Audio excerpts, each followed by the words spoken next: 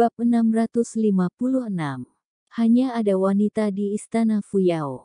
Tanya Lydia dengan penasaran. Leroy mengangguk. Itu benar, istana Fuyao tidak akan pernah berurusan dengan dunia luar, tetapi mereka lebih kuat dari 6 sekte. Kita hanya perlu mencapai istana Fuyao, dan kemudian kita akan aman di sana. Leroy tidak lambat, tapi dia terus berlari. Sambil berbicara, Lydia bertanya lagi, "Ayah, ceritakan lebih banyak tentang istana Fuyao. Bagaimana mereka bisa lebih kuat dari 6 sekte? Dan juga, apakah mereka akan menerima kita?" Leroy tersenyum. "Jangan khawatir. Mereka akan menerima kita. Istana Fuyao hanya menerima pengikut wanita, dan mereka memiliki puluhan ribu anggota. Ada beberapa pria di istana Fuyao, tapi kebanyakan mereka adalah budak. Tugas mereka adalah melayani pengikut perempuan, dan mereka tidak punya hak. Di tempat itu, ada 7 kepala istana di istana Fuyao, dan mereka dikenal sebagai 7 peri. Beberapa tahun yang lalu, Sekte Kunlun menghasilkan senjata khusus yang disebut lampu lili.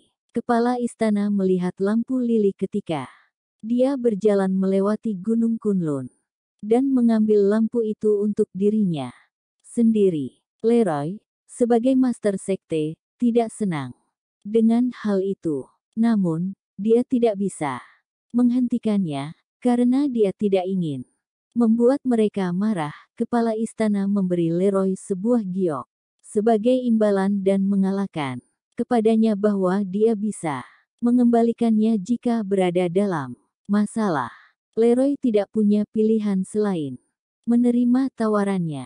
Setelah bertahun-tahun, dengan urat nadi yang rusak, dia tidak bisa lagi berkultivasi. Dia tidak punya pilihan lain selain mencari perlindungan ke istana Fuyao. Lydia tampak pucat. Dia lalu berhenti dan berkata, "Ayah, aku terlalu lelah untuk bergerak lagi." "Tidak apa-apa.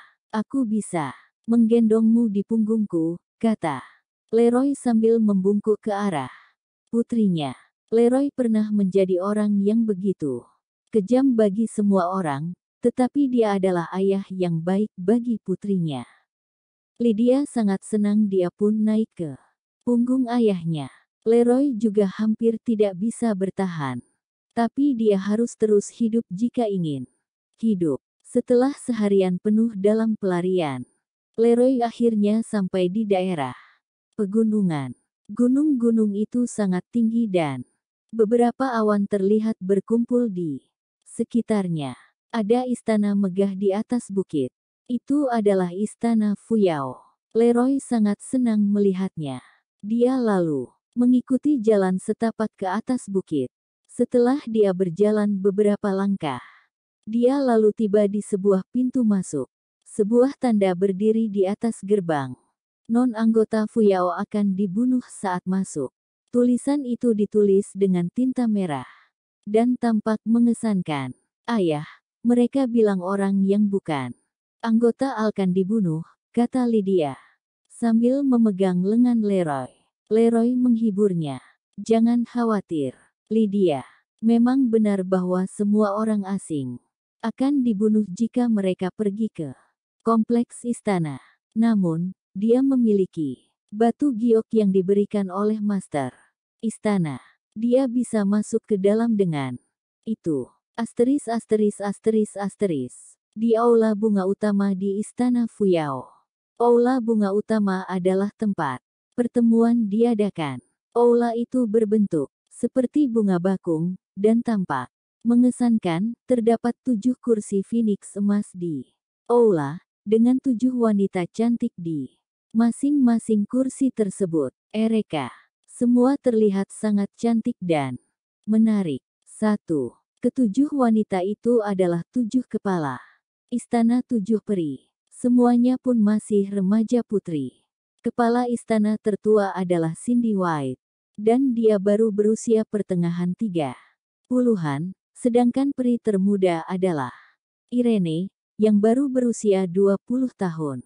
Meskipun mereka masih muda, kekuatan mereka semua mencapai level martial Saint. Kepala istana tertua berada di puncak martial Saint tingkat 5. Hanya selangkah lagi dari martial caesar. Istana Fuyao memiliki kekuatan yang luar biasa. Mereka bisa menjatuhkan sekte manapun yang mereka inginkan. 7 peri itu kini berkumpul untuk berbagi pengalaman kultivasi mereka. 10 pria berlutut di dekat kaki 7 peri. Mereka memegang sepiring buah. Buahan untuk para wanita. Orang-orang itu adalah budak yang mereka tangkap.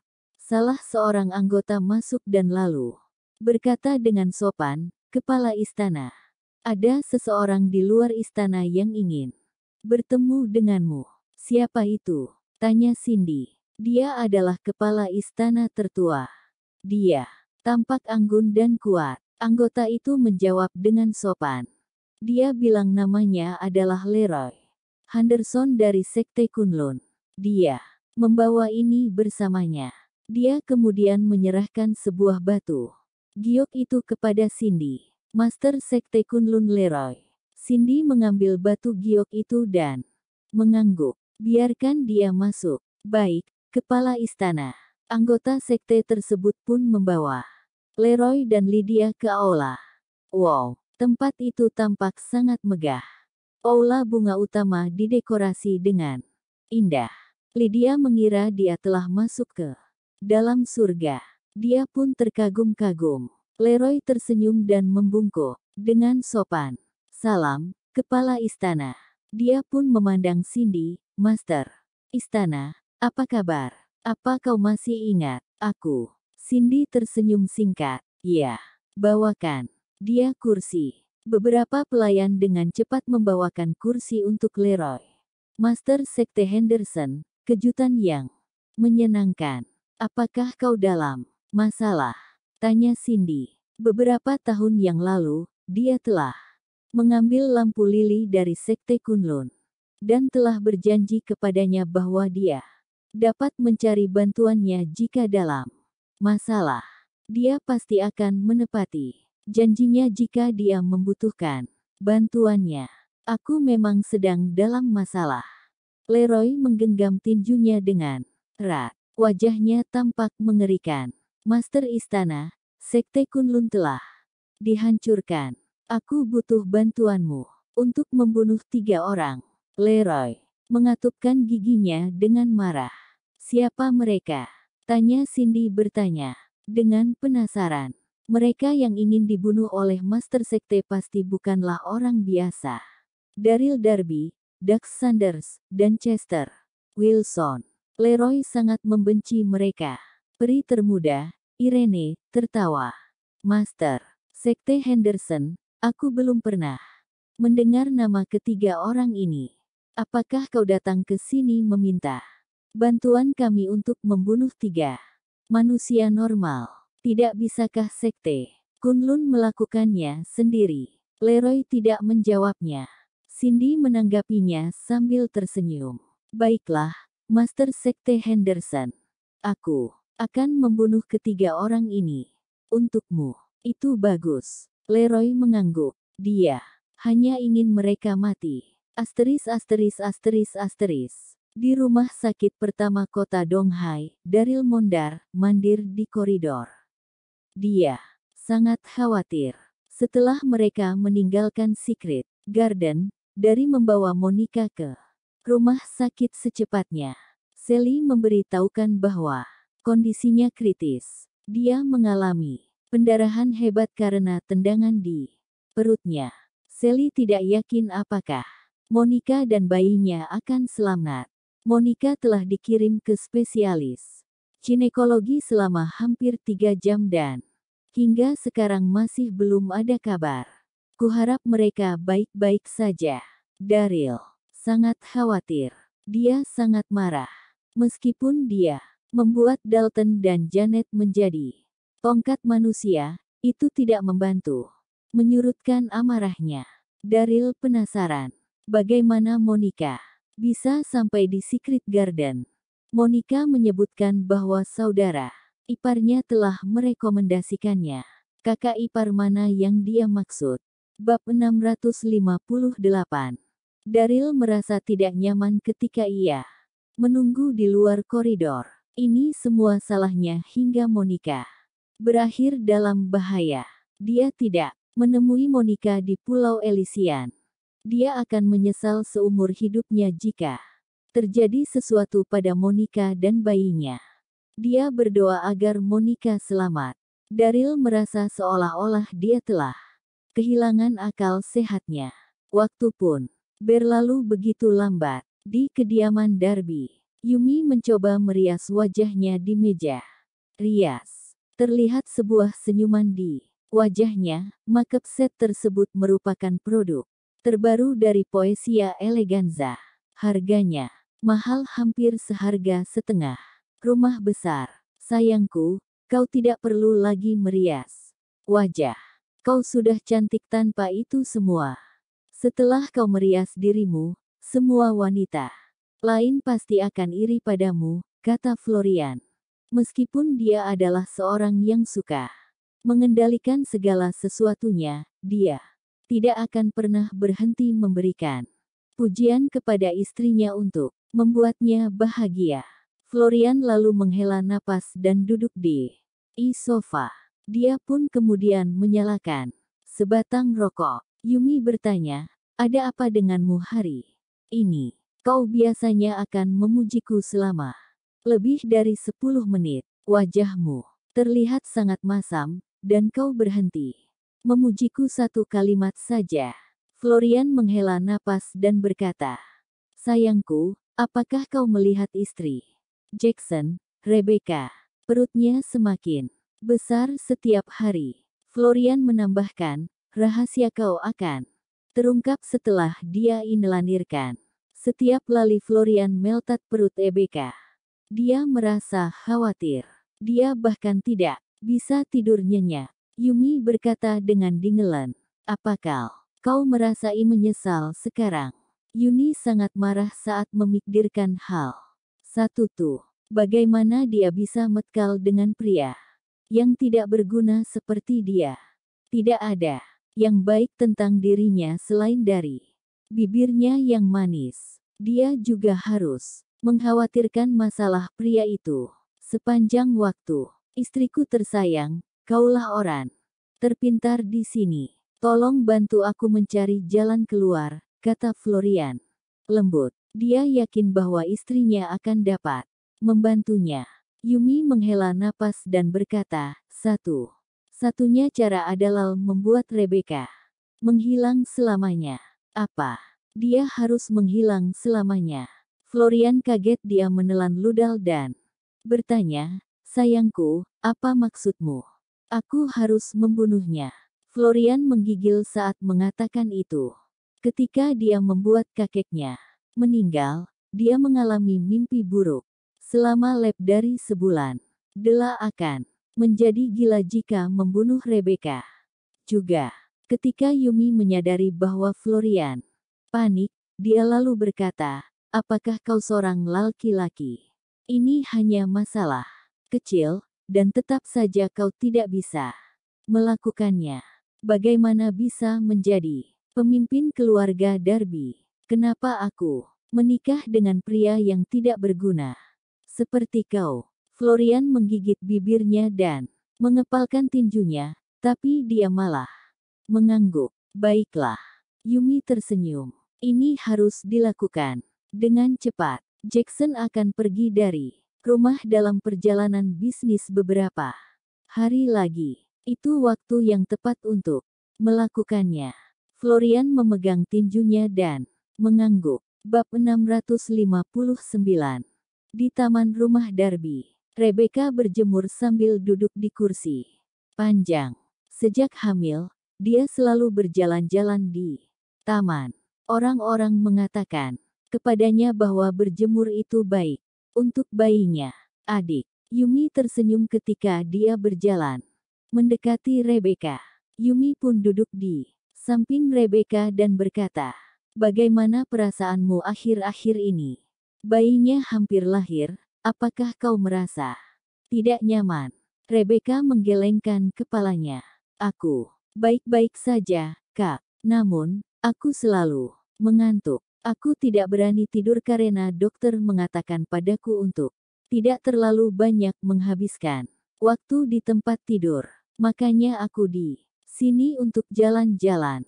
Kemudian Rebecca bertanya dengan santai, apakah kau butuh sesuatu? Yumi tersenyum. Tidak penting. Perutmu membesar, jadi menurutku kau sudah lama tidak berbelanja. Aku pergi ke Atlantic Street kemarin, dan aku membelikan beberapa pakaian hamil untukmu. Ikutlah denganku. Kau harus mencobanya. Terima kasih banyak. Rebecca merasa tersentuh. Sejak dia hamil, seluruh keluarga melihatnya berbeda karena dia telah mengandung anak orang lain. Tidak ada yang memperlakukannya dengan baik sejak saat itu. Yumi terlalu baik hati untuk membelikan baju hamil untuknya. Yumi pun mencoba memapah Rebecca. Biarkan aku membantumu. Pakaian yang aku belikan untukmu sangat indah. Perut Rebecca menjadi sangat besar. Dia tentu butuh bantuan orang lain untuk menaiki tangga. Rebecca dan Yumi pun mengobrol sambil berjalan. Rebecca merasa bingung karena Yumi tidak membawanya ke kamar tidur. Mereka malah tiba di gudang di belakang taman.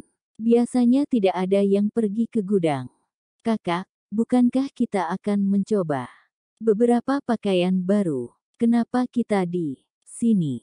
Tanya Rebecca lembut. Entah dari mana, Florian lalu muncul dan mendorong Rebecca ke gudang. Bang! Florian dan Yumi juga masuk ke kamar dan mengunci pintu. Rebecca bingung. Dia melihat sekeliling dan terkejut ketika melihat apa yang ada di dalamnya. Sebuah peti mati di tengah ruangan. Florian tersenyum jahat saat berdiri di depannya. Kakak, apa yang kau lakukan? Rebecca gemetar. Sebelum dia bisa menyelesaikan perkataannya, Florian tertawa. Jangan khawatir, adikku tersayang. Kami di sini untuk mengantarmu pergi. Dia lalu mengetuk peti mati. Mereka ingin mengantarnya pergi. Wajah Rebecca memucat, dan seluruh tubuhnya gemetar. Kakak, apa maksudmu dengan mengantarku pergi? Kakak berkata bahwa dia telah membelikan beberapa pakaian baru untukku, dan memintaku untuk mencobanya. Mata Rebecca memerah. Florian tertawa dan duduk di peti mati.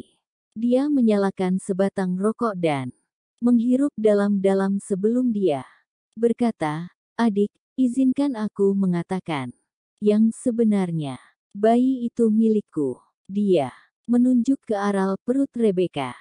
Pikiran Rebecca menjadi kosong, dan kepalanya mulai berputar. Dia kaget. Dia tidak memiliki kekuatan dan hanya bisa menangis sejadi-jadinya. Bab 660. Air matanya mengalir tak terkendali. Rebecca menatap Florian dengan marah. Kau bajingan. Bagaimana kau bisa melakukan itu padaku? Bagaimana kau bisa melakukan itu pada Jackson? Dia adalah saudaramu sendiri. Rebecca tidak pernah menyangka saudara laki-laki yang selama ini dia hormati adalah monster. Florian menertawakannya.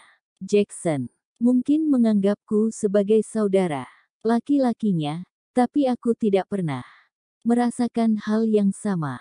Dia hanya anak angkat ayahku. Darahnya bukan dari keluarga Darby. Florian terus berkata, Rebecca, kau harus tahu bahwa aku akan menjadi pemimpin keluarga Darby. Keluarga itu membutuhkan aku, dan aku perlu menjaga reputasiku. Dia menerjang ke arah Rebecca dan mendorongnya ke dalam peti mati. Rebecca sedang hamil. Dia jatuh ke peti mati setelah didorong dan merasakan rasa sakit yang tajam di perutnya. Sebelum Rebecca sempat bereaksi, Florian bergegas maju ke depan dan memeriksa tubuh wanita itu. Kemudian, Dia mengeluarkan ponselnya. Florian menutup peti mati dan menyegelnya. Dengan beberapa paku, Yumi, yang berdiri di sampingnya, mendesah.